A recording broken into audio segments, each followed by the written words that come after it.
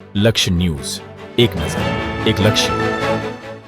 સમીના કોડથા ગામે મંદિર ચોરીનો ભેદ ઉકેલાયો, 6 આરોપીઓ ઝડપાયા. પાટણમાં એલસીબીને મળી મોટી સફળતા. સમીના કોડથા ગામના જોગણી માતાજીના મંદિરે ચોરીનો ભેદ ગણતરીના કલાકોમાં ઉકેલાયો. મહિલા અને કાયદાના સંઘર્ષમાં આવેલા બાળકિશોર સહિત 6 આરોપીઓ ઝડપાયા. પોલીસે 84,000નો મુદ્દા માલ કબજે કર્યો.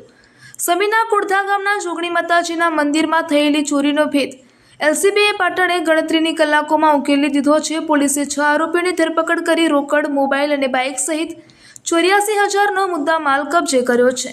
આ તપાસ દરમિયાન આરોપીઓને રાફો, દાદર, નીળિયા અને ખાખલ સહિતના અનેક ગામોમાં મંદિરોમાં ચોરી કરી હોવાની કબૂલાત આપી છે.